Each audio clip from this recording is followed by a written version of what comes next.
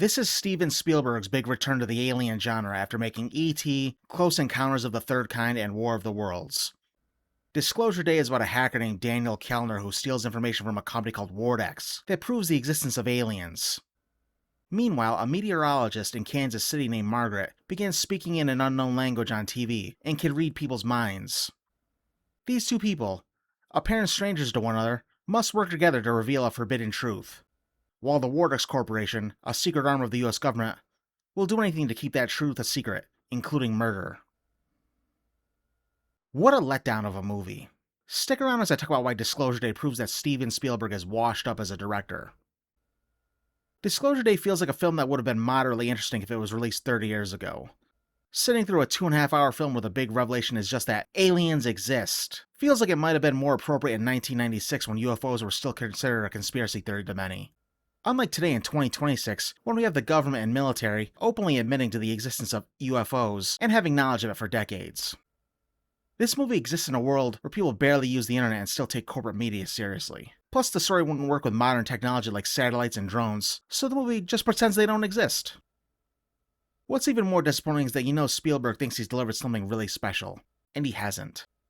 It's a mediocre version of a story that's been done better multiple times already. It's been done better by Spielberg himself. This movie is basically a stripped-down version of Taken. No, not the Liam Neeson movie, but a 2002 Spielberg-produced miniseries about aliens that aired on the Sci-Fi Channel. Disclosure Day has so much in common with Taken that I'm wondering if Spielberg intentionally ripped himself off. The government covering up Roswell? Check. Two families being connected due to alien experimentation? Check. A shadowy organization willing to kill to prevent the truth from being revealed? Check. Aliens giving people special abilities? Check. Same plot, but Spielberg did it way better 24 years ago. As a film, Disclosure Day is more of a chase movie than a sci-fi movie. Think of Will Smith's Enemy of the State but with aliens. For a good portion of the story, the movie actually hides from us what's really going on, even though the trailers have already shown us this is about aliens. As a viewer, we spend the first 80% of the movie waiting for the characters to catch up with what we already know. Are they people? Josh O'Connor plays Daniel Kellner, and boy is he miscast. He's awful. I don't know how Spielberg thought he was the right guy to lead this movie. He's so wooden that I thought people were going to start sitting on him in the movie.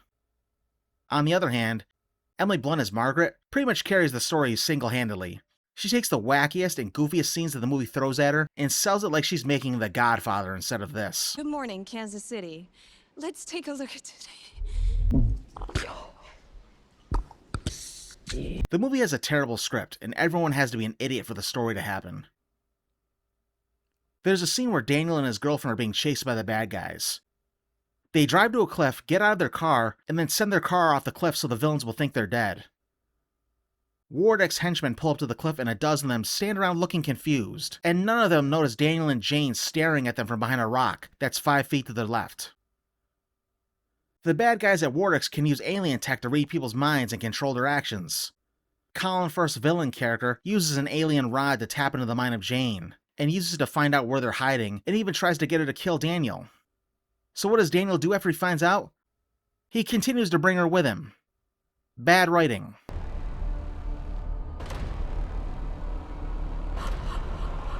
Even the end is ridiculous. Margaret and Daniel go to Margaret News Station to air the alien videos, and everyone at the station just goes along with it. These same corporate broadcast networks that stopped delivering real news decades ago, and in an era where AI is so good that people can't tell if a clip is real or fake anymore. Then at the end, Hugo, the leader of the disclosure movement, wheels out a 12-foot alien in front of everyone at the news channel. What was the point of him having Daniel risk his life, when Hugo had an actual alien with him that he's been hiding for 5 years? What was the point of having Daniel and Margaret go through everything they did? To deliver the message? The aliens have the ability to control people's minds and give us the ability to understand them. They can probably deliver the message themselves. I've seen a condescending attitude towards people who are critical of the movie, with supporters of the film saying that critics just didn't get it. What's not to get? The movie has all the subtlety of a sledgehammer to the face. Hugo even says it at one point. Empathy is our superpower. This movie, it's about loving each other, bro. It's all about empathy for each other, man. Love is our greatest weapon against hate. Empathy for our fellow man is the only way to stop us from killing each other. It's the same message every hippie artist has been pushing since the 60s. It's also the same message delivered in Denis Villeneuve's much better film Arrival 10 years ago, and by Spielberg himself in Munich 20 years ago. Break bread with me, Ephraim.